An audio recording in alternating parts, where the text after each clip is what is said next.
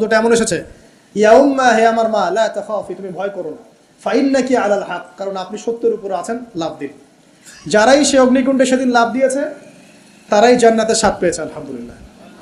এই হলো আসহাবুল উখদুদের ঘটনা, যেটা আল্লাহ রাব্বুল আলামিন সূরা বুরুজের মধ্যে বলেছেন। এখানে একটাই শিক্ষণীয় বিষয়, ঈমান এর শক্তি একজন ছোট্ট বালকের মধ্য দিয়ে কিভাবে আল্লাহ রাব্বুল আলামিন পুরো নেশনকে হেদায়েত করতে পারেন, এবং আল্লাহ রাব্বুল আলামিন সমস্ত পরিকল্পনার উপরে মহা পরিকল্পনাকারী, এবং আল্লাহ সুবহানাহু ওয়া তাআলা তাদেরকে চিরস্মরণীয় করে রেখেছেন কোরআনের পাতায়। কিয়ামত পর্যন্ত মানুষ এই ঘটনা পড়বে, তাদের থেকে শিক্ষা গ্রহণ করবে না? তো আল্লাহ রাব্বুল আলামিন সবচেয়ে বেশি স্মার্ট না আমরা সবচেয়ে বেশি স্মার্ট? এরপরে আল্লাহ রাব্বুল আলামিন বলছেন যে তারা ঈমান আনা ছাড়া অন্য কোনো অপরাধ করে নাই। এই মুমিন যারা ছিল, আগুনে লাফ দিয়েছে, এদের কি কোনো অপরাধ ছিল? এদের কোনো অপরাধ ছিল? কি অপরাধ ছিল? তারা শুধুমাত্র কি ছিল? মুমিন ছিল। ঈমান আনার ফলে তাদের এই পরিণতি হয়েছে, তাদেরকে অগ্নিকুণ্ডে লাফ দিতে তারা বাধ্য হয়েছে। যারা দিয়েছে তারা কি জান্নাতি না জাহান্নামী? জান্নাতি। ওই যে বালক যে একা দৃষ্টান্ত স্থাপন করে গেল এবং পুরো নেশনকে হেদায়েত দিয়ে গেল, এই বালক সফল না ব্যর্থ?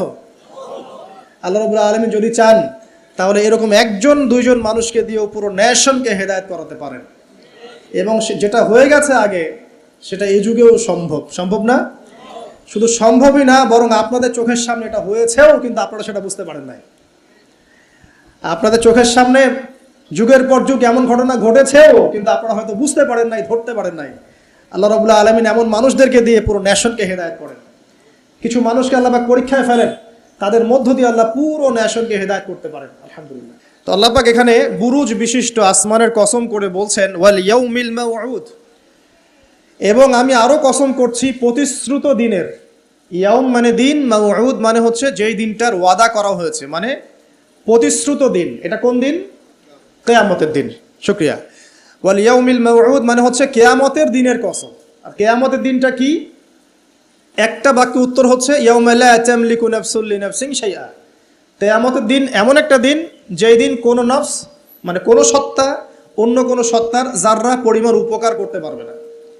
ইয়াউমা লা তামলিকু নাফসুন লিনাফসিন শাইআ ওয়াল আমরু ইয়াউমা ইযিল লিল্লাহ, যেদিন সমস্ত কিছুর দায়িত্ব, আমর, কর্তৃত্ব শুধুমাত্র আল্লাহ পাকের হাতে থাকবে। এই হলো কিয়ামতের দিন। এখানে কোনো পলিটিক্যাল সম্পর্ক চলবে না, কোনো বংশের সম্পর্ক চলবে না, রক্ত, বর্ণ, জাতীয়তাবাদ চলবে না। চলবে কি? ঈমান এবং আমল।